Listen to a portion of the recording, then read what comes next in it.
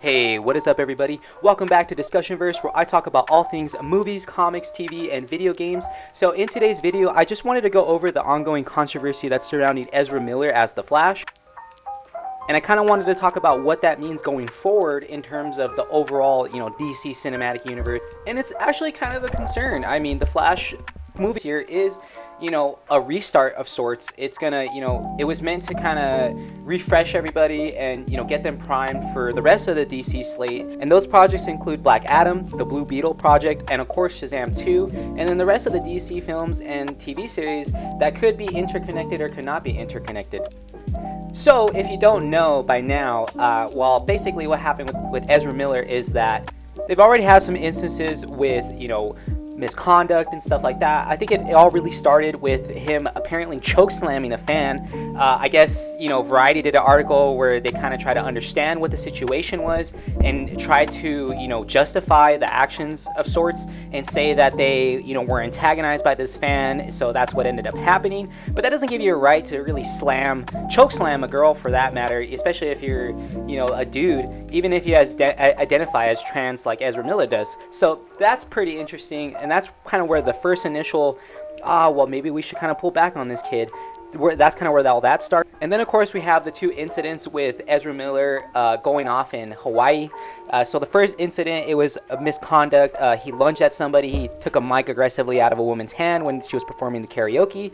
And then, so he had to be kicked out. And then, he had to talk to the police because a lot of people felt endangered and stuff like that. And then fast forward to maybe like 2-3 months, if not less, another incident in Hawaii where apparently he actually did attack somebody, but tried to tell the media and the people that this person was apparently a Nazi and was saying some very racial comments that set Ezra Miller off. So, I mean, that one kind of is up in the air. I'm not sure what to make of that situation. I feel like, yeah, that's warranted if that is the case. We don't have time for this racism bullshit anymore. It's 2022. There's a lot of other things that are more pressing than being a fucking racist piece of shit. So if you yourself are here on my channel and you're a racist piece of shit, kindly get the fuck off my channel. And that doesn't even seem to be the tip of the iceberg. This might be a little triggering, and I'm sorry, but this is what's going down. So North Dakota parents Chase Iron Eyes and Sarah Jumping Eagle are accusing Ezra Miller of child grooming with their 18-year-old daughter. So they petitioned to the Standing Rock Sioux Tribal Council in order to get this going, and they allowed them to get this going. So now they're compiling their evidence and they're trying to get Miller in court, but they can't seem to really locate him. So that's a big problem right there. But back to the accusations. So essentially what had happened is that Ezra Miller had come into contact with activist Chase Iron Eyes and his wife Jumping Eagle and their child Dakota Iron Eyes, whom Miller developed a relationship with. And initially that relationship was seemingly, harmless and innocent, but as time, has proven, it was not. So the reason why they even came into contact with one another was just due to the fact that Miller wanted to help and be involved in the land bag reclamation movement that was going down in North Dakota with the Sioux tribe, with them trying to take land away from them and do what they want and, ruin everything that they're trying to preserve there.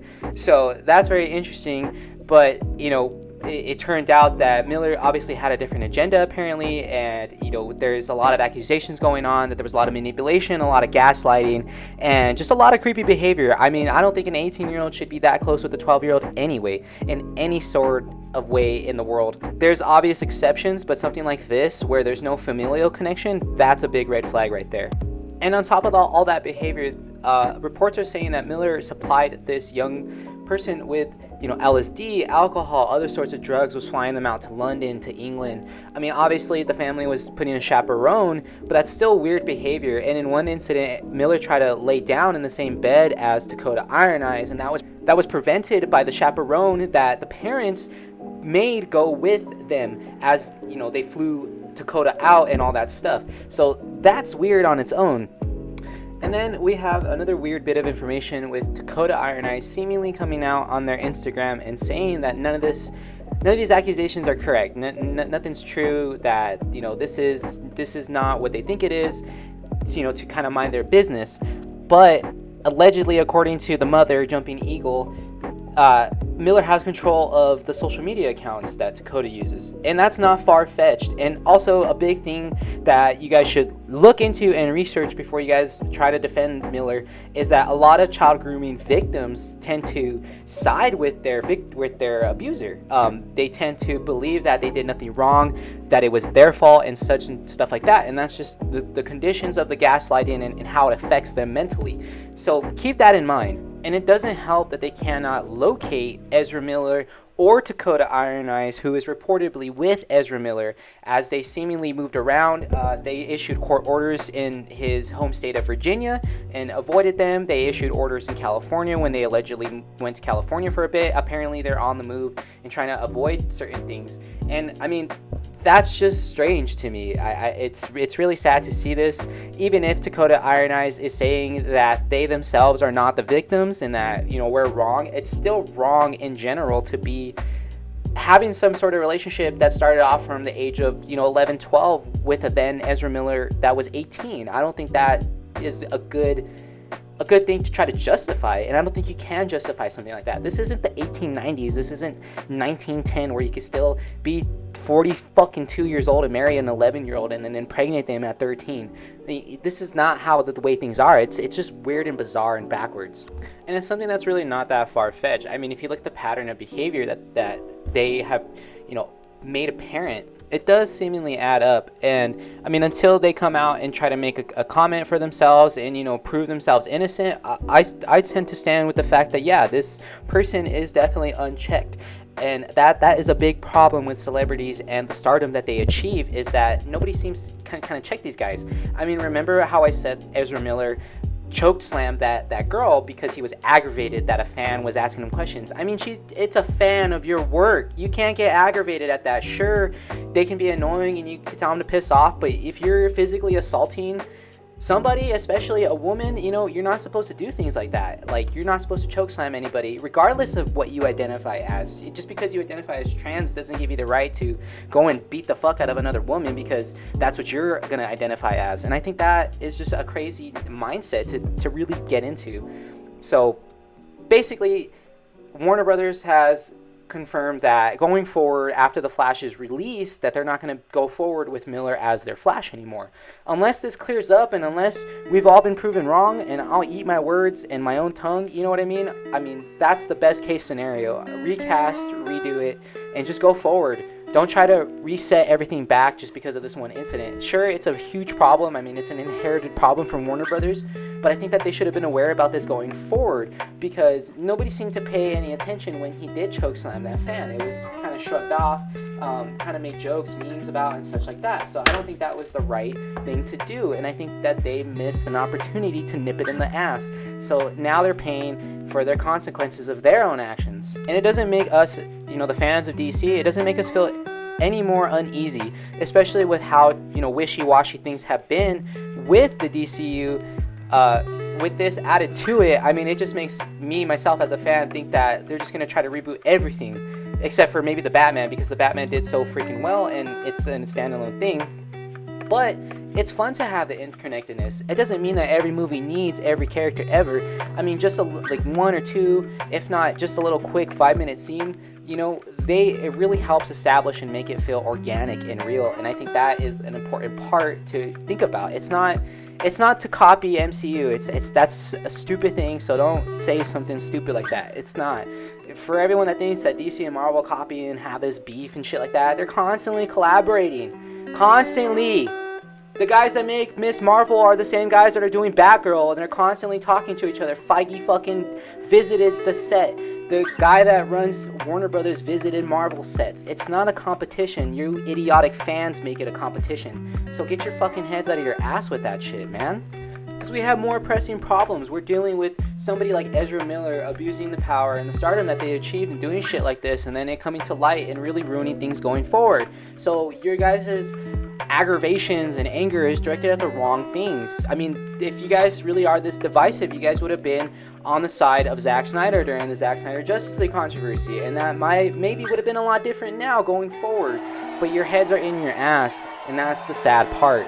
So yeah, those are my 2 cents about this issue. It does suck going forward because the Flash now, it is going to get released. It's pretty much done, and that'll be on June 23rd, 2023. By then, though, we'll know exactly who will be replacing Miller, unless, like I said earlier, unless this all goes, back on everybody who's saying that they did all this shit, right? If they're somehow able to prove themselves innocent and we all have to eat our own tongues, okay, then cool, that's fine, my bad. But until then, this is a really big issue, and it's even bigger for the DCEU, whose universe is already in shambles because they can't even have Superman still. They have no faith in their own comic book properties, and that's sad. These liver-spotted fucks that sit there and deem what looks good during a test screening are the ones that are making these decisions, and that's not good. So I think that overall, Warner Brothers needs just a whole infrastructure change, and to stop doing the shit that they're doing. And a lot of the problems with the DCU films fall on that. Look at Suicide Squad. Look at Batman vs. Superman. Look at Justice League. All these all the studio notes that were given by these guys saying, oh, well, you should make this more funny, or you should take this out. Have Batman make a quip. What kind of shit is that, guys? There's already problems in the DC cinematic universe, and now Miller is adding way more problems. So, I knocked on wood hoping that, things will go good going forward, but in my headcanon, in my heart, I feel like this is all just a big slippery slope, and we're here for the ride, I guess, right?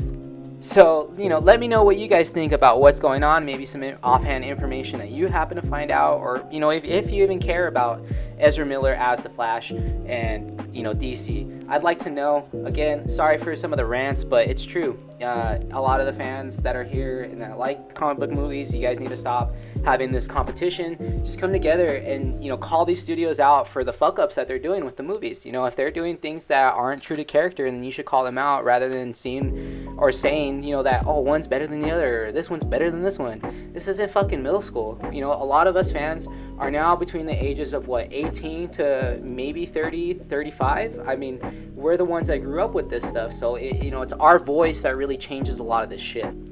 So just keep that in mind, everybody that's here on, subscribe to the channel. A lot of you guys that are here, I feel like are very balanced and non-biased. Thank you guys once again. Everybody that clicked on this video, sat through the full 12 minutes or whatever, how long it ends up being. I really do appreciate that, guys. If you guys are new to the channel and just happen to click on this video because you saw Ezra Miller in the title or whatever, awesome. Thank you. I do appreciate it. I hope you guys stay tuned for more. Check out those other videos that I have. There's quite a bit to pick from right now. And of course, consider subscribing, turn on that notification bell. We'd love to have you a part of DiscussionVerse. So, be on the lookout for more. Until next time, guys, I'll catch you later. Peace.